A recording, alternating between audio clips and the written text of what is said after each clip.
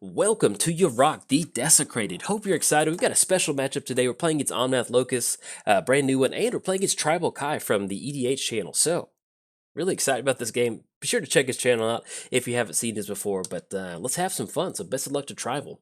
And let's go start off with the Yarok the Desecrated. So, we're playing Yarok the Desecrated, Death Touch, and Lifelink. Then, if a permanent entering the battlefield causes a triggered ability of a permanent you control to trigger, that ability triggers an additional time.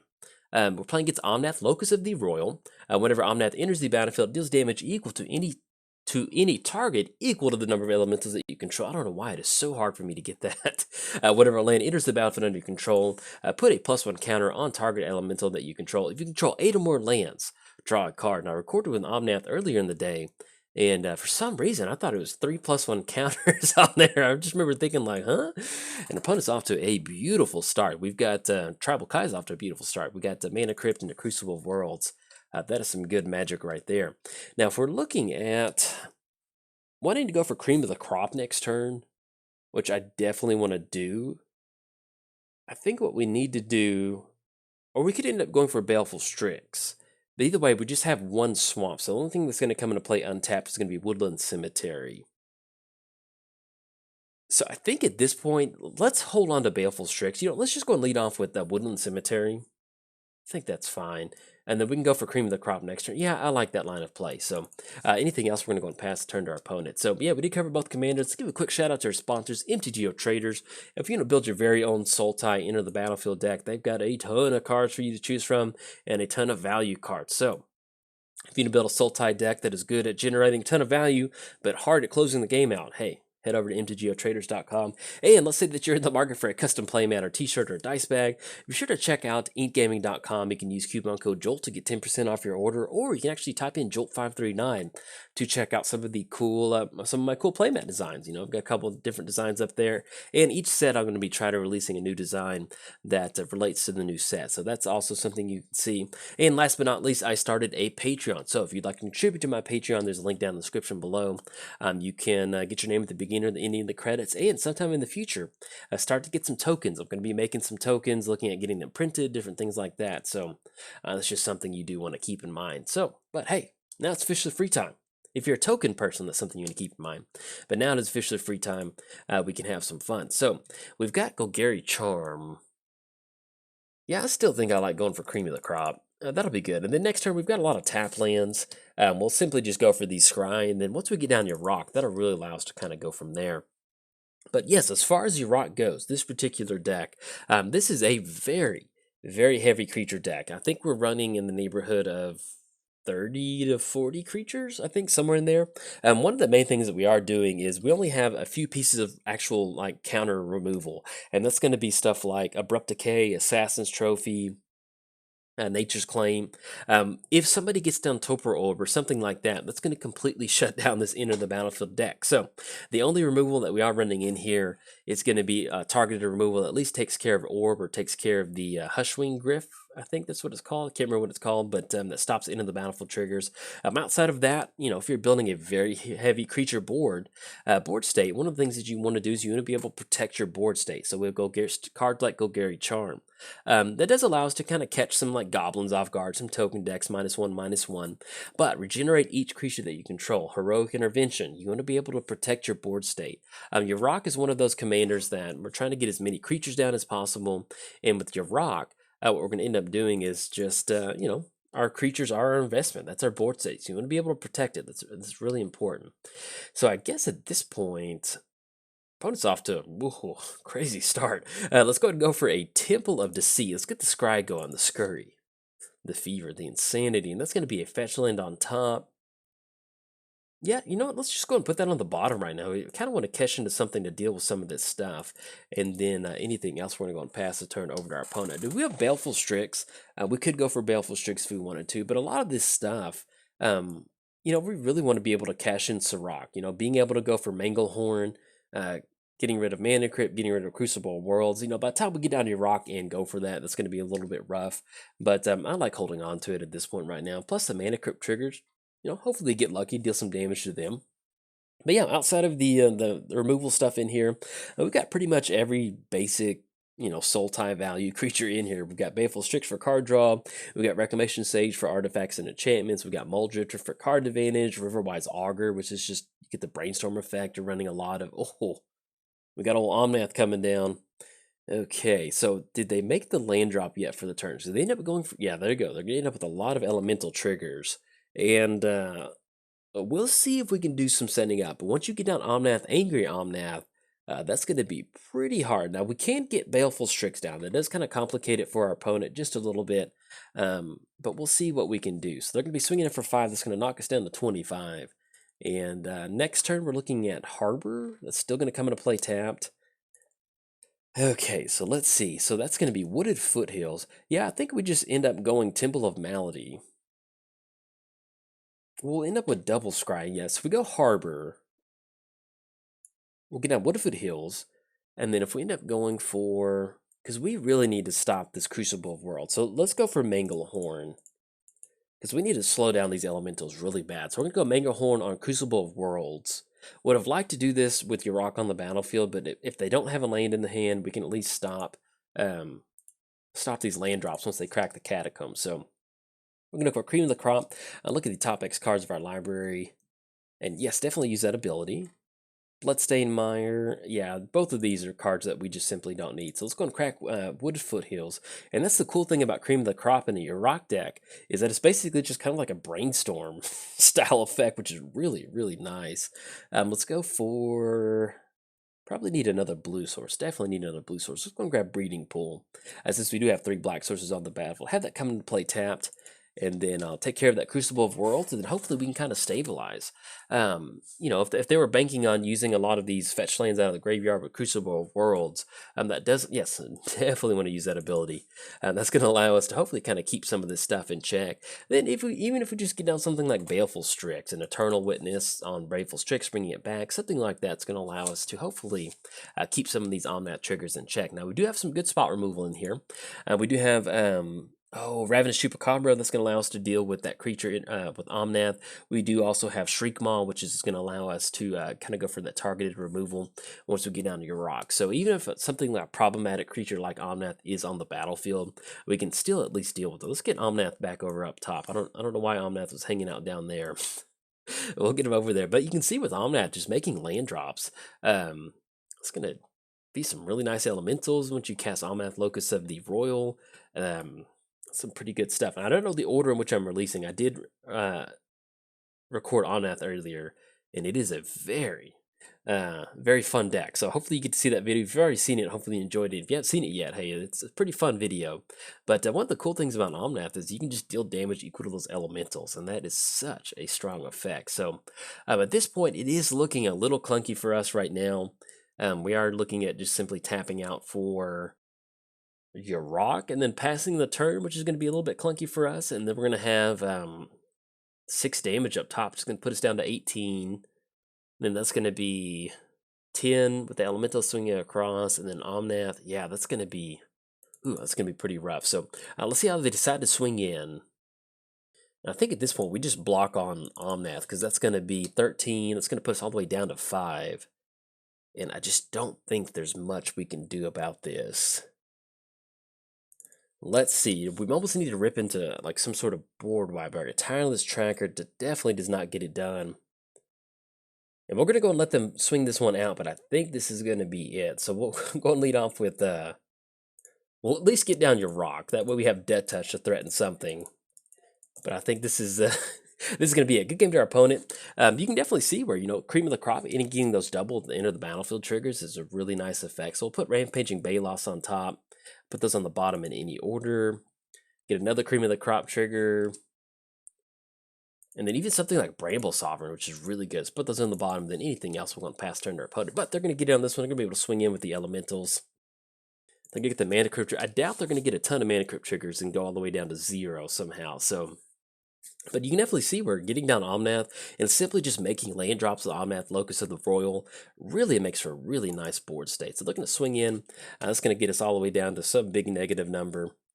There we go. Let's see. Put us down to -16. So good game to our opponent. We might end up playing another game after this one. So I'll see if Tribal Kai's up for that. If not, hopefully you enjoyed the video. If you did, like and subscribe. Thanks, bye. Welcome to Yarok the Desecrated, and this is a special matchup playing against Tribal Kai. So, hopefully we have some fun today. As far as our opening hand goes, we've got 4 lands, Dust Legion, Assassin's Trophy. Definitely keep on this one. It's a pretty good opening hand. Like to see a little bit of ramp, but beggars can't be choosers, and something like Dust Legion Zealot. Once you get down Yarok and go for Dust Legion Zealot to draw 2 cards for 2 mana, it's always a nice feeling to be able to turn that into a Night's Whisper. So let's go and lead off with, I think, Windswept Heath. Yeah, let's go ahead and grab ourselves a Breeding Pool. That way we can have that come into play tapped, and not going to pay 2 life, and then we will cover our commander. So we're playing Yarok the Desecrated, Death Touch, and Lifelink.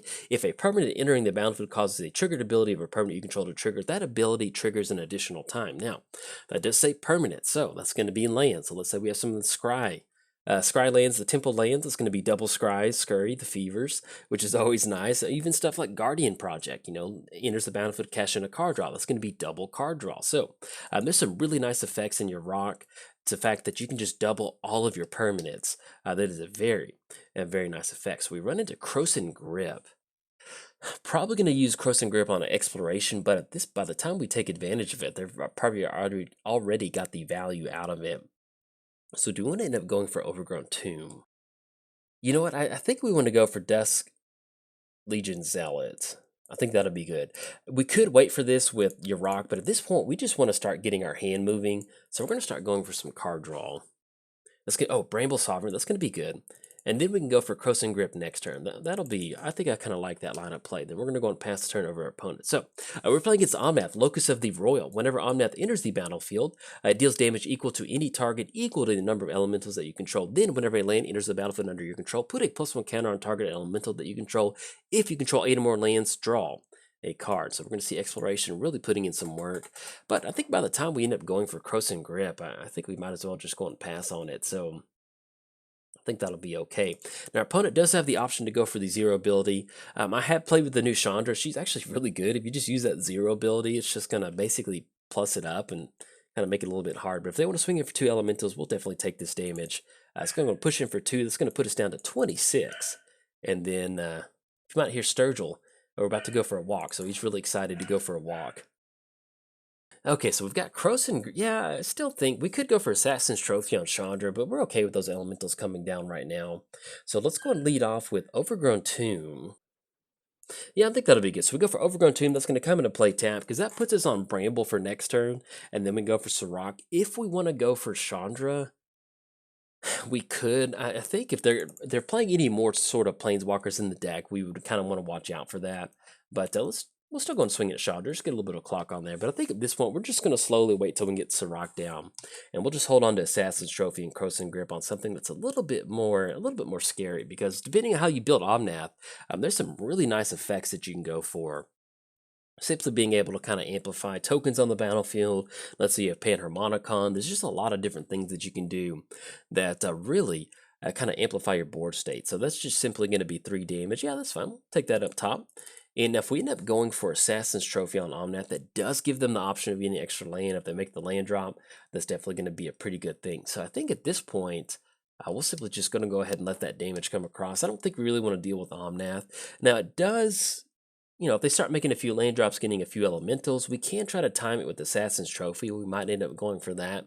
But we'll see what else they kind of roll out for the turn. But with this Yarok deck, this is a very heavy creature build. One of the things that Sultai loves to do is just generate a ton of value. And the fact that you have a Panharmonicon off in the command zone for everything that's a permanent is such a nice effect. So that's exactly what we're going for.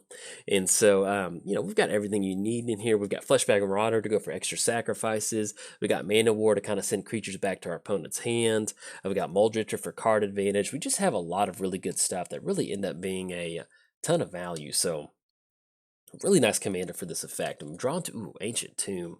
So I think that's what we're going to go for. So let's go Ancient Tomb on Yarok. That was a beautiful draw because we need to get this board state really going really quickly. So we're going to take that damage and then there we go.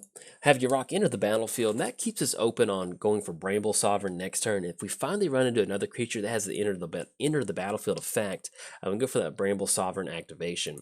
Now, what we might end up doing is probably going for Guardian Project. That way, once we get done Guardian Project, we can start to cash in some card draw, because that's really going to allow us to kind of smooth out some of these draws. We are running a ton of creatures in here, probably have around 30-something creatures. So one of the ways that, if you're running 30 creatures, you kind of back off some of your normal building blocks of card draw. So one of the things that we can do is run stuff like Guardian Project or Cream of the Crop. That's going to smooth out some of these enter the battlefield effects to where we can get some sort of card advantage by still doing what we normally want to do with Yarok by casting a lot of creatures. And that's going to allow us to still kind of keep that card draw flowing and at the same time kind of keep on theme.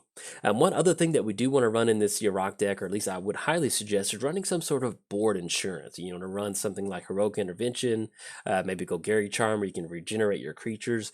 You want to be able to protect your board state. That's something that's very important to you, especially if you're doing so much investment on that. So, all right, so we're going to get Omnath to kind of hold at bay, and our opponent's only sitting at one card in the hand. So this is going to be pretty good for us. So we go for Bayou, which I think is good. Yeah, we go for Bayou.